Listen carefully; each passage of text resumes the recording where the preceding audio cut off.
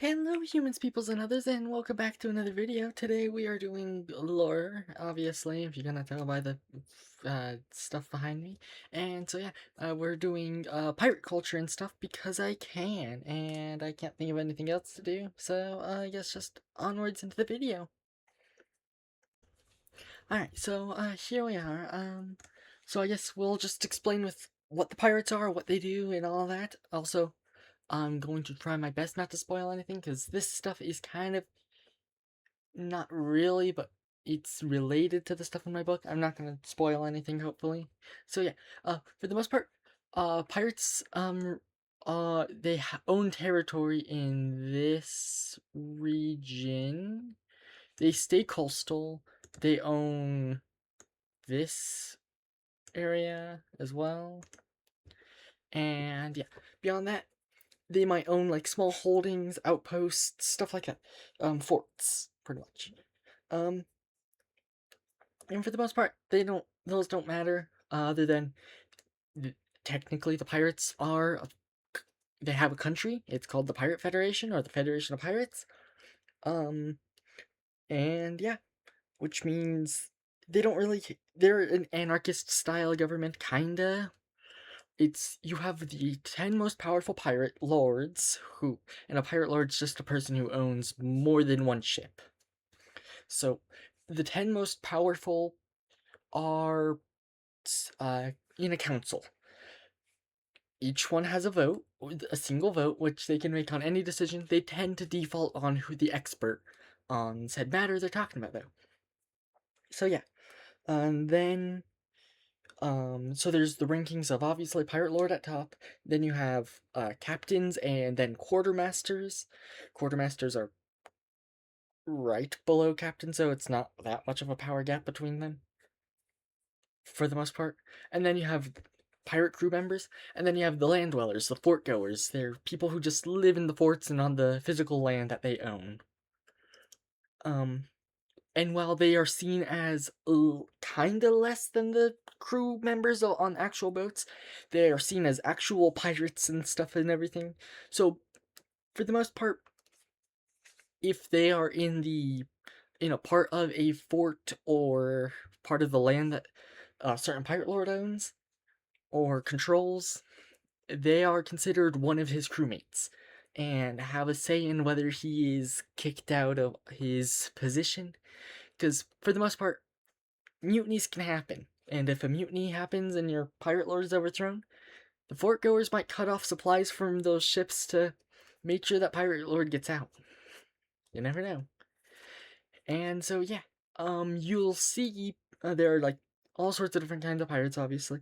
They tend to raid like Loosemere around here, or Eloria in this general area. I think Eloria is actually here. So yeah, they're raiding Eloria, Loosemere. They'll raid pretty much all those coastal countries. They raid, Kitsune, whatever it's called, or Kitsuke, whatever. Forgetting my own country's name. It's fine. Oh, and obviously there's another country here they raid. It's all fine. But yeah. Um, you have, obviously battles between them, and most pirates have the common enemy of there's a being known as the Scourge of the Seas or Scourge of Pirates. He's the ascendant of the condemned. He sails everywhere in a massive bone ship. It's a ghost ship that is always constantly surrounded by a green mist or green fog. Anything that and he anything in the fog it just is filled with terror. And the crew on the bone ship is obviously undead. It's pirates, because the Ascendant of the Condemned is an Ascendant of Death, technically, because Plane of the Condemned is Plane of Death.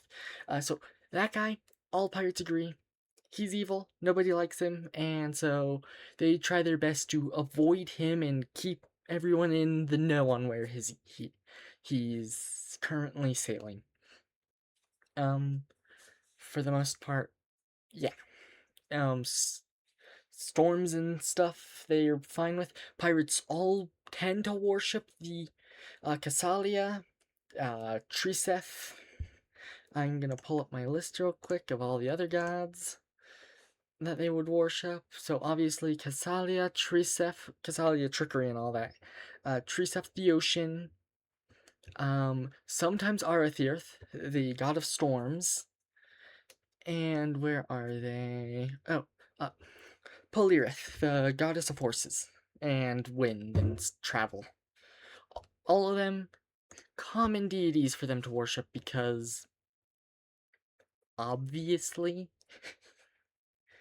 um I can't think of anything beyond that. Oh, I guess fish is a common thing that we can go over food and stuff they eat and what they because they do trade and stuff occasionally. They're on okay terms with Eloria. It's more of one of those things where it's a fleet by fleet basis on whether they're on good terms with the country. So majority of them are fine with Eloria, and Eloria is fine with them, so they're allowed to trade on Elorian ports with the Divine King and all that. But so they tend to eat a lot of fish because very easily accessible.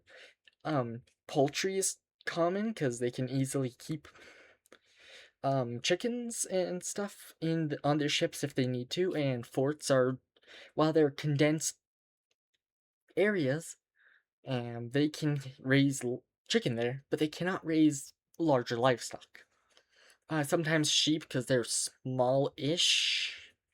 Occasionally they have raptor honey. I need to make a monster video, but yeah. So they have honey, raptor honey, and stuff like that. I can't think of it. What else I need to say about that? So I guess we could go over notable pirates, but I don't wanna. We could just I don't know. Onwards into the outro and stuff, I guess. And welcome to the outro, everyone. So I guess like, comment something involving recommendations for how for pirates and stuff. I don't know. What your favorite part of the pirate stuff is. My book is nowhere near done. I'm only 8 logs in because it's meant to be designed like a logbook. That's not a lot. Beyond that, subscribe if you want, comment. I think I already said all that. I have a Discord if you want to join that. I have Twitch. I might start streaming Warframe because my friend got me back into that.